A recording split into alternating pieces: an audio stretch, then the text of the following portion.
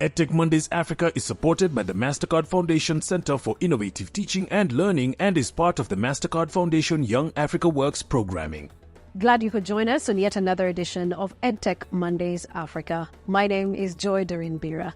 On this edition, we speak to the role of policy in advancing EdTech across the continent. Despite increased investment in EdTech in Africa, learning outcomes have yet to change considerably in some countries. Taking lessons from the COVID-19 pandemic, countries such as Rwanda and Ethiopia are well on course with an EdTech policy and strategy. Ghana is now in the early stages of developing an EdTech strategy as well.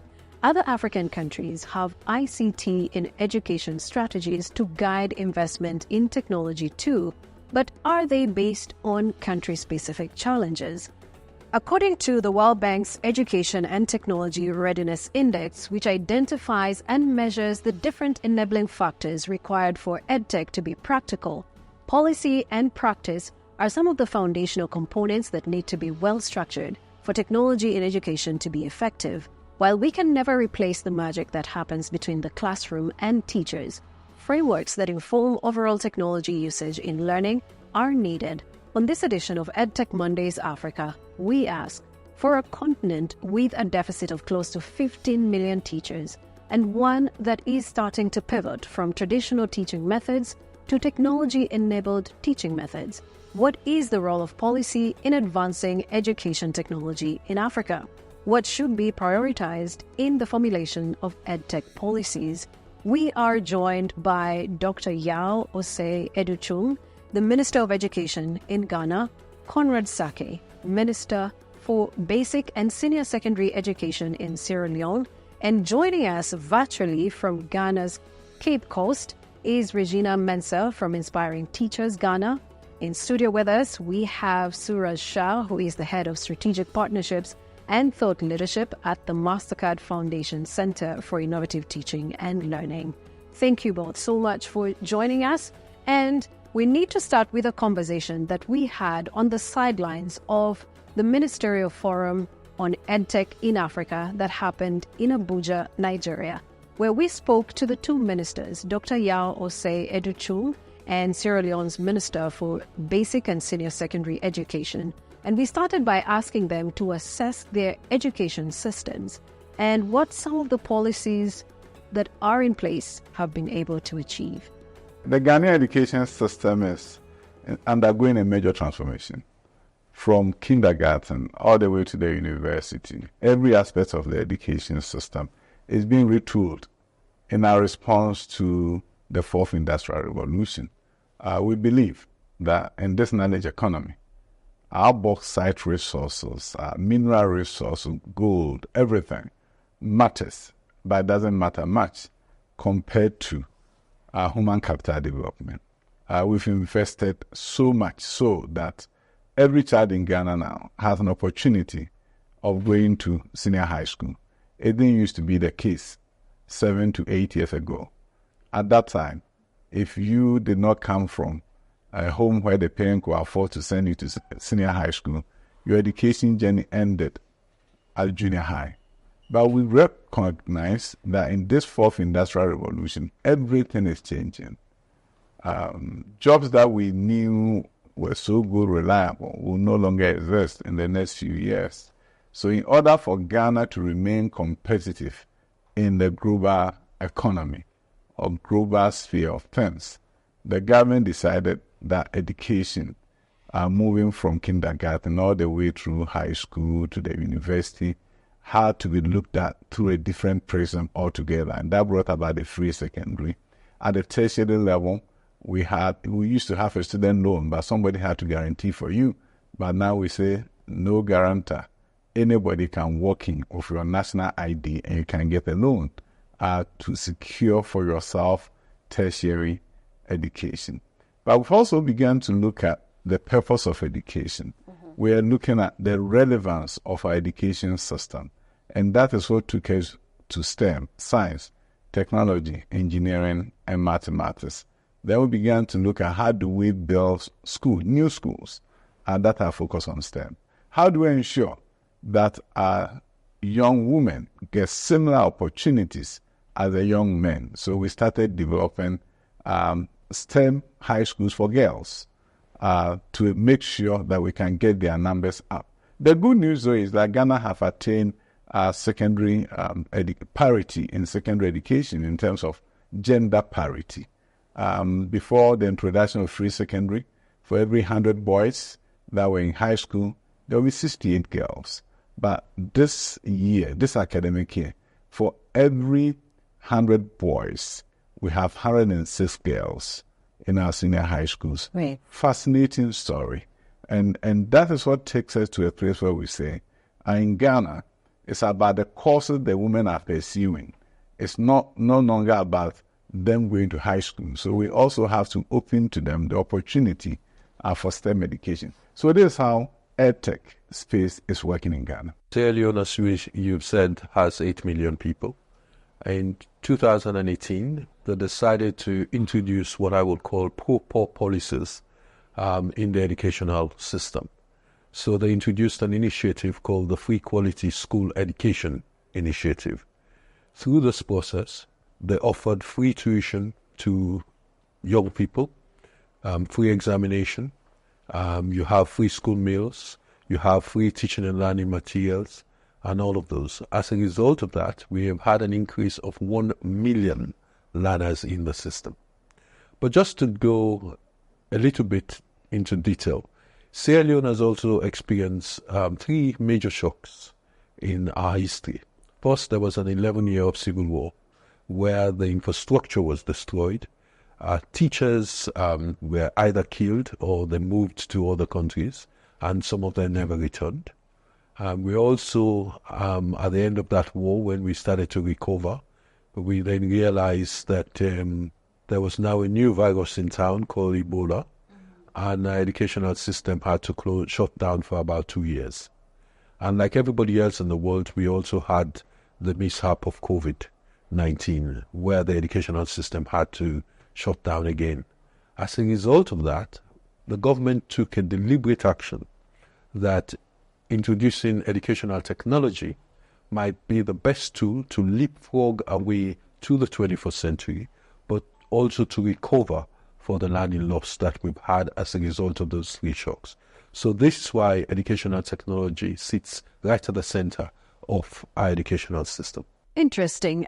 2 different countries with 2 different, sets of education systems. And you can clearly tell, Suraj, that Sierra Leone has actually gone through quite, the challenges with the Ebola pandemic and also with the COVID-19 pandemic. But I want to hear your quick reactions to the remarks made by both honorable ministers. I'm going to start with you, Regina, and then I'll come to Suraj in studio.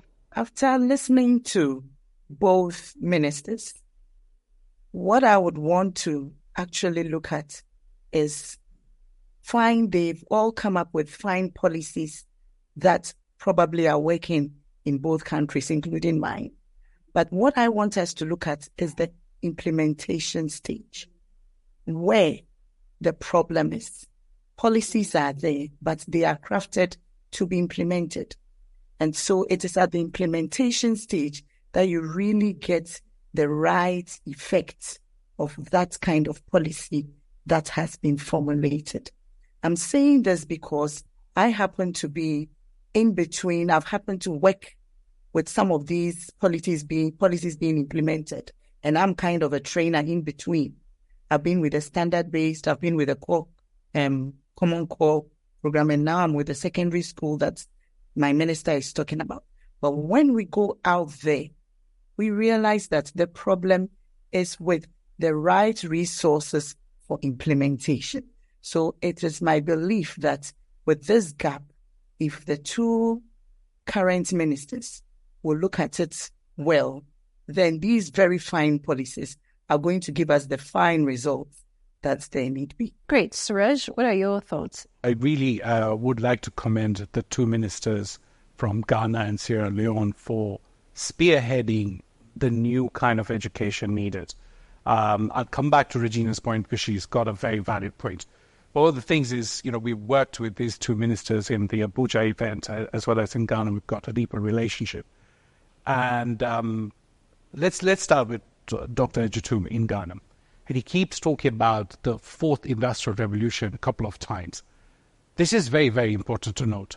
The current education systems that we all kind of experienced when we came out of school, and which I'm still seeing practiced in the majority of schools in Africa, is where a teacher stands in front of a classroom and he or she speaks and people take notes, etc., and kind of absorb that one-way information. This level of education systems actually started in the first industrial revolution. We have changed significantly. The access of information we have has changed significantly. The ideas in which young people absorb information coming out has changed significantly. So I think we need to pivot. We need to pivot the way our classrooms are run. And I like the way that both ministers have started to think. The other thing, of course, is when they start working on these policies, they're already ahead. One in Sierra Leone, Mr. Saki is talking about how do we make sure that we minimize any kind of learning losses in the future when there's any kind of shock to the system. We also make the education system resilient. And you can only do this when you introduce technology, so that if physical learning comes to an end in a classroom, then you know that there is a way to sort of learners to continue learning while the classrooms are out. You go back to Dr. Ejitum, and what he talked about was STEM. He's also talking about leveling the playing field. He says, equity, gender disparities must improve, and which he has. But also the other thing is the access of education. And that is very important. And that's where EdTech comes in place, is how do you make sure that there's quality, relevant education everyone across these countries. Coming to Regina's point, she has a very valid point. She says, let's hear out, when these policies come out, let's support them, but policy is one thing. The existence of a policy doesn't always mean that everything will be done right. It's how that policy is implemented which will be very important. And this is where I think all the EdTech stakeholders in our countries need to come into play. And speaking of the EdTech policies, what should be prioritized when formulating EdTech policies in Africa, given the fragmented challenges that we're dealing with, but also the different levels of progress across the African countries? What should we be prioritizing? Suresh, let me start with you. I think first of all is to understand why are we putting this EdTech policy. Dr. Ejitum actually referred to this. The global jobs landscape is changing. And he talked about how do we make Ghana's sort of the youth employability on a par on a global level. So what is it that we're trying to achieve by creating an EdTech policy? Is it just to put devices and the internet in the hands of teachers and learners, or is it with a purpose in mind? And then kind of do a scan of who has access to what level of technology. Where are the skills gap at? So how do we make sure that, first of all, we bridge those skills gap, especially for the educators? Learners we've seen are adopting to technology that can put you and me to shape. But how do we make sure that there's skills there? But also making sure that we don't wait for everyone to be on par, because we're also seeing, on the other hand, some very, very innovative, locally developed EdTech solutions that are bridging some of these gaps in access. So, how do we make sure those are in? Those, I think, should be priorities. But one of the other things when drafting these policies, listen to all our stakeholders. Take everyone's view, the EdTech community, the users, which are, the learners, the teachers, but most importantly, the parents. What is the data pointing at? Let's put all of that into perspective.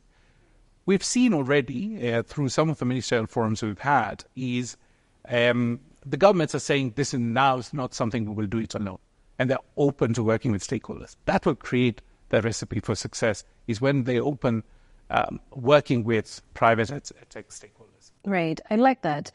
Regina, I want to know from you, maybe you could speak about the indicators of an effective EdTech policy. Based on what the minister has said and some of the remarks, you just mentioned that we are not short of policies. The policies are there, but what are some of the indicators of an effective policy? Yes, we have some indicators that we really need to look at how we can increase accessibility to technology education to all communities, especially the less privileged and marginalized communities. And so technology literacy should be encouraged.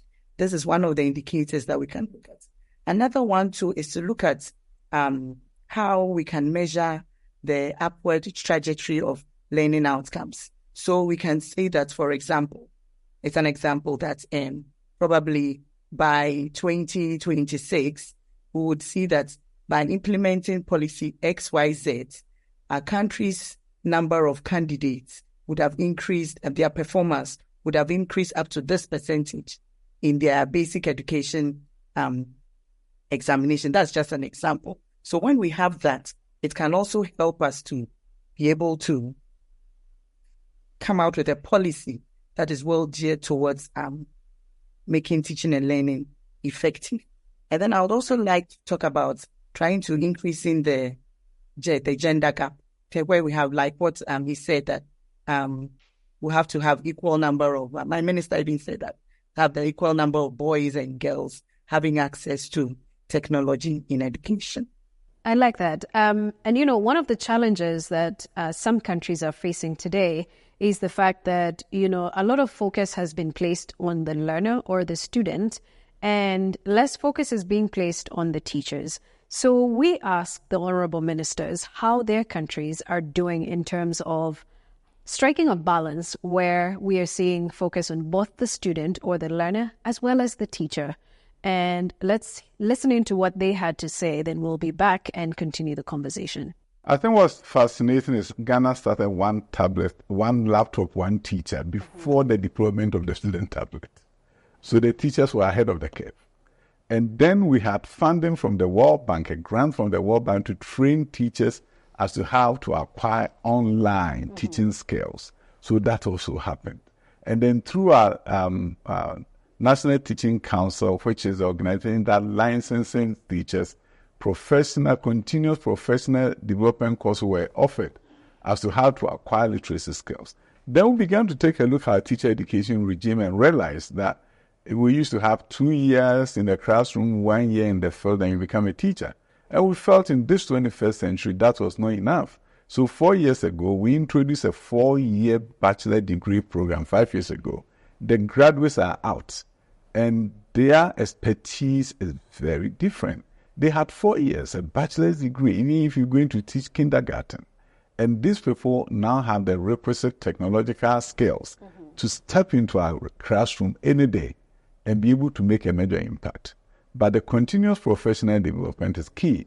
We've set up professional learning communities in our schools, and teachers are getting on-the-job training in order to be proficient in the deployment of the technology. So we're involving the headmasters, we're involving the teachers, because the whole thing is, I've taught for many years, and I taught in America, built charter schools in America. Right. And one of the things I realized there was that for technology integration to help, you always have to ensure that you are pointing out to the teacher that your job is going to be made easier. The moment they know that the technology is going to help them and is going to make their job easier, the moment they understand that with AI, I'll be able to develop quality lesson plans, then adopting technology is not something that's difficult for them because it's going to make their work easier. The moment they know that I can access my students online and I'll get the data in real time, in a short period of time, to see how each one of them is doing, then they know you are helping make their job easier. Therefore, they then spend time to learn the technology that is going to help make their work easier. But if it is another activity to be done to satisfy us, the policy makers, then that is where people become hesitant and then they kick against it. And you may think we have something exciting, but the teacher says this is not exciting to me, right, because you're going to make my job difficult. So I always advise, from experience integrating technology in my schools in the US, you have to find a way for the teacher to know that this is a game changer for me. Instead of spending an hour, now I'm going to spend 20 minutes. Therefore, I'm going to learn how to use this tool because it's going to make my job easier. And it's going to also ensure that I know how the students are doing. I can do targeted instruction. I can personalize instruction. So far as we provide those tools, technology implementation becomes one of the most enhancing activities for a teacher, not a chore. And I think that is the most important thing that people should learn from. If you're introducing EdTech, you have to train your teachers as to how to use it effectively. You have to also align the training to make sure that it gives you the educational outcomes that you set out to achieve. I'm very confident, and I say that because we've done it the other way around. We started off using EdTech, and before we actually started implementing the policy. So by doing it that way, when we started the policy, we were able to ask the why, the what, the how, and we have put in indicators to ensure that we can measure that as we go along. The why, the what, and the how, I think those are important questions we need to ask ourselves in this whole policy implementation process. But I also like the fact that Dr. Educhum also spoke to the fact that before there was the one laptop per child initiative, there was the one laptop per teacher. Regina, based on your experience, how has that worked out in Ghana? And is this the reality on the ground? Please talk to us about that. I think it comes back to my first submission about sustainability when it comes to implementation. And so it is for this reason that my organization, Inspiring Teachers Ghana, we are looking at using the smartphone, and we have been able to put on the Smart Coach app, which we use, or we train school leaders on how to even conduct professional learning communities. And for this reason, we see that it is easily accessible. We train them one-on-one, and we have reached out to some of these less privileged communities. Last week, I was in Fosu, some of the outskirts, and it will surprise you. They just didn't even know how to use the QR code, just to get onto it and start entering the details. We had to take them through. So these are the things that we are talking about. Again, talking about the teacher. So here you see that the focus is on the teacher, and then it will directly translate into the classroom because we coach them on teaching practices and classroom management and all that. Another aspect of this Smart Coach app, which Inspiring Teachers has taken on, is to do with the literacy aspect, where we have installed on it assessment and oral fluency assessments. And for this, we are able to track the child's fluency level by, taking the teachers through it. And this easily and readily informs the teacher about the progress of his or her learner. And based on that, he's able to, do something about it in the classroom. And it also gives us that direct information. So that is what we are doing. Right now, we are in 40 basic private basic schools. And our target is the low-fee paying schools. So you see, we are looking at how to make it very inclusive. And then going that way, we know that the people there honestly need help. And that is why we are saying that stakeholders should come in to help us with funding.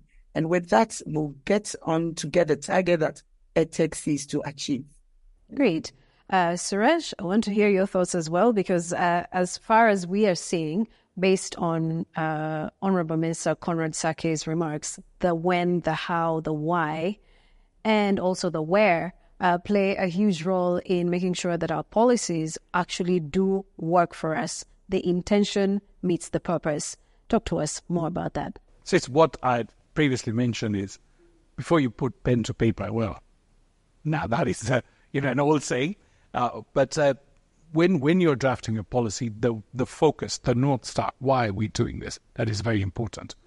And then who needs to get involved in what levels? That's also very important. As we keep saying, all stakeholders need to come together to say we can contribute towards this part, we can contribute towards teachers' professional development, to access of devices, etc.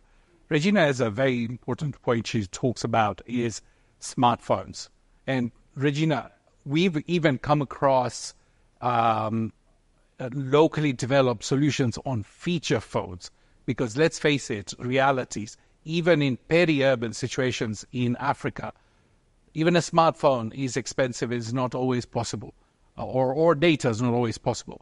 But sometimes we've seen learning continuing with a feature phone. One parent has a feature phone, and X number of their children or children under their care can actually learn. Teachers are sending multiple choice questions through a server on a feature phone.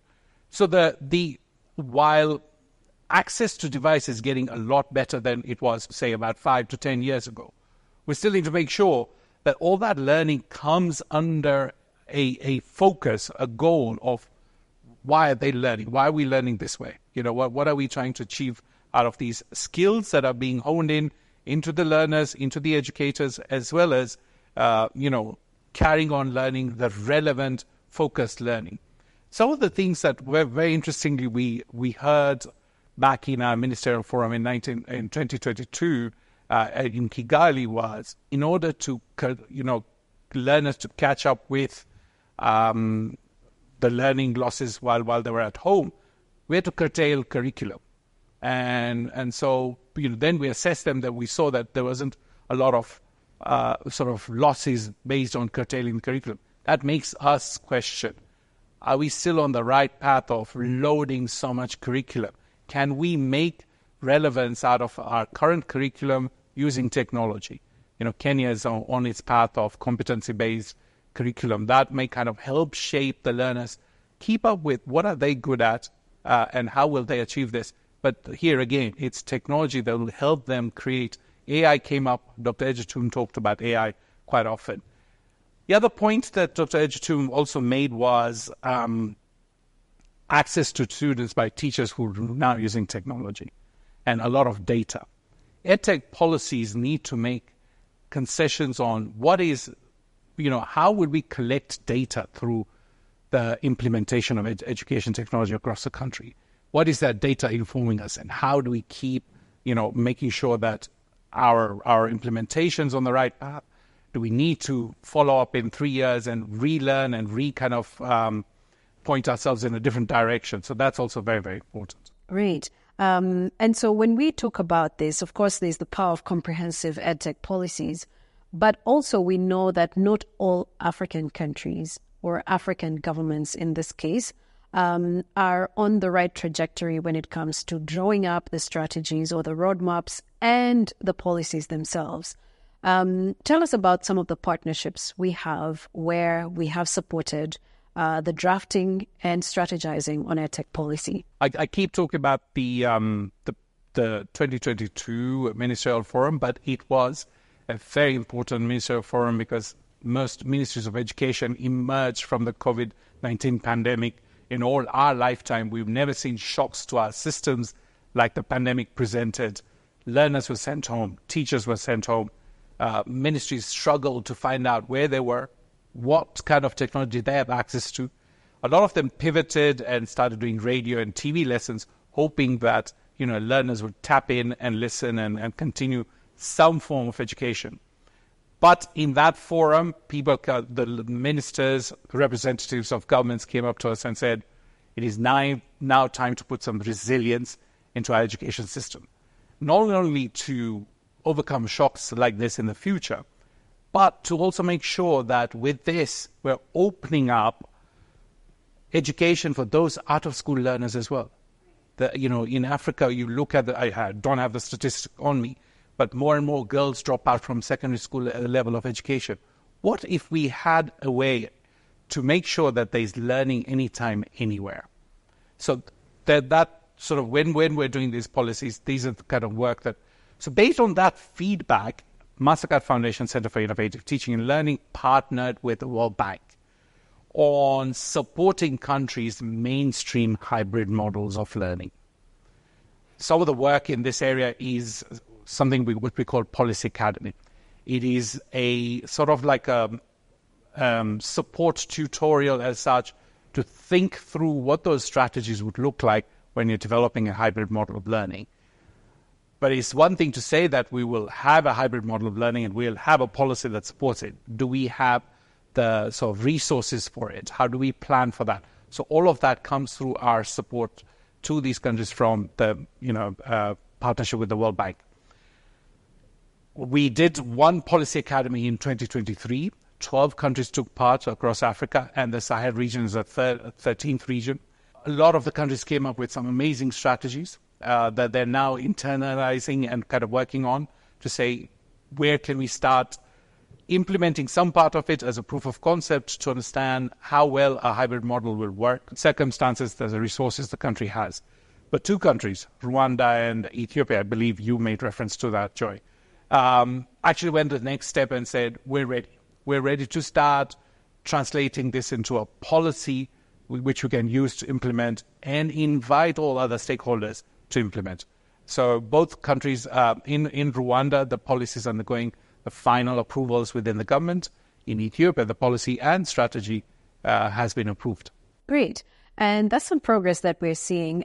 Regina, I want to hear from you from a teaching perspective, but also from a programmatic perspective. I want to know from you, how do we promote through EdTech policies sustainable learning that can be continued across the board without really having to be affected by, for example, political navigations and changes within countries? If we have a well-streamlined monitoring and evaluation process going on, I think that looking at it, it will give us the right feedback for the sustainability of these, the implementation of these policies.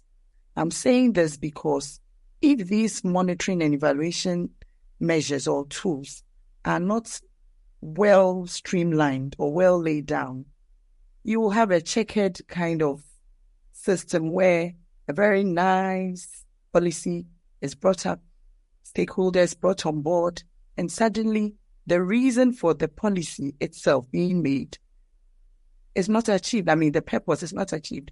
And then it will be a lot of money going down the drain. So I believe that when we have very well done monitoring and evaluation tools, it will give us the feedback that we need. And then we go back to review these policies and come back again and make it more and more effective. At the start of this conversation, the first thing that the Minister of Education in Ghana mentioned was that we're not just, sending our students to school for the sake of it, but we're doing this so they can play a huge role in becoming a part of the world's human capital. And that brings me to the question on the future of work. When we look at the policies that we're putting in place, are they speaking to preparing our young people for the future of work or propelling them to play a part in the future of work? For example, the EdTech policies that are currently being developed, are they speaking to that? So you have to be very intentional on that. But what you don't know, you don't know.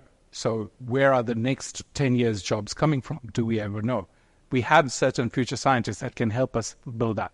So how do we integrate what we have now, but keep the policy flexible, keep the pedagogy system flexible?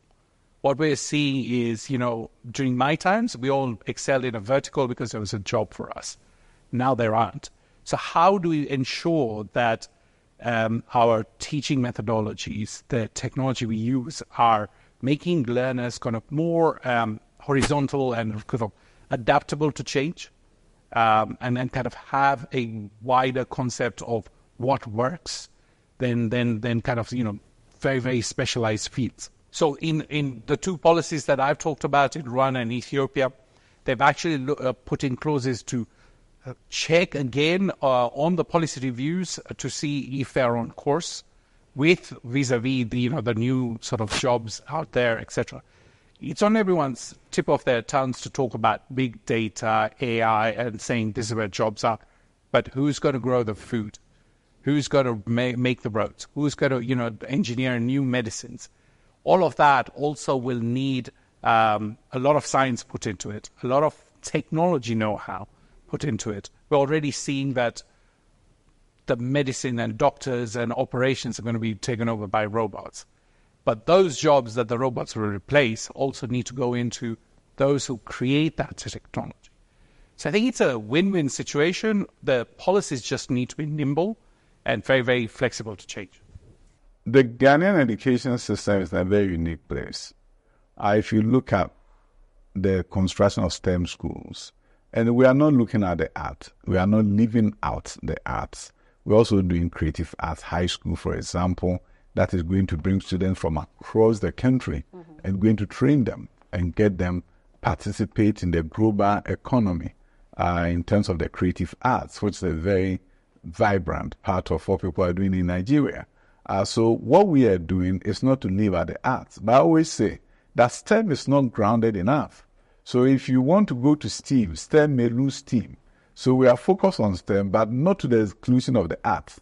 And I believe that balanced education is something that will be of great benefit to us. But in Ghana, we've also recognized that you cannot do 21st century learning in 19th century buildings. So there's a major infrastructure overhaul. Right. You look at the new junior high schools we are building, you look at new community schools we are building, we are moving full steam ahead into 21st century infrastructure, because if we don't, we'll be paying lip service to education. And we don't want to be one of those countries where we just pay lip service. Right. We are in the 21st century, but we know the children are sitting in dilapidated classrooms. If we don't make African children the best in the world, it's our fault, and not the fault of the children. We have the same problems as most of the African countries. I think Kenya is even more sophisticated than Sierra Leone. So in terms of connectivity, I am pretty sure that connectivity is better in Kenya than in Sierra Leone. But you may recall, when I started, I did say to you that we have a mix of high-tech and low-tech. So in terms of our approach, we also have a radio teaching program, which has a coverage of about 85%. In terms of internet connectivity, it might be 5%, but it is increasing. We've introduced subjects such as robotics, coding. These are all the types of subjects that you need to live in the 21st century. And so we have made sure that we have reviewed the curriculum so that it's fit for purpose. So it is quite the opposite from what we inherited from the colonial period, which was a traditional model. And in the new curriculum, we've even gone to the extent to decolonize the curriculum to make it more nationalistic, or let's call it Pan-Africanist. And so going forward, we need to look at some action points that we can work towards as we look at making sure that the policies don't just last us, the duration of our presidential terms, but also, extend above and beyond. How do we make sure that this happens? Regina, let me start with you. We should come out with stringent monitoring and evaluation measures or tools that they are there and it's part of the system. Probably, let's say, the educational system, that wherever we find ourselves, this is how we go about measuring and monitoring policy ABC. So irrespective, and it should be accepted so that it can't be affected. Because the way you are saying it, in fact, a lot of this change in government and then a reversal and then change of policies has affected education a lot in most African countries. We can't hide from that fact. But it's high time that as stakeholders, we all come up with one voice and say that, yes, this is good. The country first. When we see the country first than the government or the political party, it will go a long way. And I believe that education, sensitization, and like I've said again, monitoring, evaluation systems should be put in place, stringent ones, so that no one can tamper with them.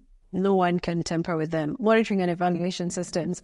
Right, Suresh. Involving a wider array of stakeholders that will stay beyond governments changing, ministers changing, etc., such that the policies are owned by the government rather than a person or various personnel. But she's right, monitoring and evaluation, the data collected. Let's also talk about what has worked well earlier on. If we're seeing good results, let's put it out there. so that even a new Minister of Education coming in can see, this has worked well, surely I should continue with something like this, or this has public support, so we should continue with this. But yeah, the constant pulse check, simply put, monitoring and evaluation, a constant pulse check. Are we on the right track? We had set out to do this so that it would have given us these outcomes. Can we measure some of these outcomes, rudimentary or otherwise? So be very, very specific and kind of, move from there. Right. Somewhere in there, I think there was a conversation around data, and I think it's Regina who mentioned the value of data. But how do we even make this more intentional to inform decision-making at the policy level? Suraj? Ministers of education across Africa had their own way of collecting data, etc. But it's still, we're not there yet. I think many struggle to understand, what is that right data? Where does it reside? How will we collect it? Once we have it, what will we do with it? What are those informed decisions we can make out of it? How do we even avail that data on a public goods platform so that everyone else has a view of it and kind of support the government or ministers of education in achieving its goals? At the Mastercard Foundation for Center for Innovative Teaching and Learning, we've partnered with the Association for the Development of Education in Africa, ADEA, to help 30 governments in the next 5 years to streamline that data process, understand what that data is, how will they collect it, and kind of be on a much higher level of collection, analysis, and information on education outcomes. Is Ghana one of the countries? Ghana is one of those countries. Right. Okay, so we expect some better outcomes coming out of Ghana in coming days. And so with that, I believe that we've come to the end of this conversation, and there's quite a bit to carry forward from it. But I would like to take last words from us going forward. What are the must fixes that we need to have to carry us into the future of learning or into delivering the future of learning? Regina? I think that what needs to be fixed to support EdTech in Africa is for African countries to come together to share their knowledge in the formulation of policies, and then also in the success stories of these policies. And then again, as they share, would like to know the effects of these policies. And based on that, countries who share the same challenges that they have in terms of lack of infrastructure, personnel, and then funding would benefit from such success stories. When it comes to funding, we could hear from them what stakeholders that came to support them. And I was saying that basically now, Inspiring Teachers, we are receiving support from the Mastercard Foundation, and that is going a long way to help us apply EdTech in teaching and learning. Just to build on what Regina said, she's very right that how do we learn from each other? What are the best known practices? Who's come across what challenge and how did they overcome it? But also let's talk about the wins. Where were the great opportunities identified, some wins made, and how do we share that information? And I think that's the kind of purpose why the Mastercard Foundation Center for Innovative Teaching and Learning has been bringing ministers of education in our ministerial forums so far. We've done 3. But now we've also launched the EdTech conference, which is going to be a biannual, sort of every 2 years. Is bringing all those best known practices, and we're already seeing that. Regina, when we were in Abuja, we saw EdTech companies now going across borders to say, we've got this, and this has been working, let's kind of work together. So I think that's actually fantastic. You did talk about funding, and I do want to say that while funding spurs certain, kind of new ideas, etc., you also said much earlier, Regina, that, sustainability. We have to look at sustainability. No one government is going to put a device on every child's hand and connectivity. That's never going to be sustainable.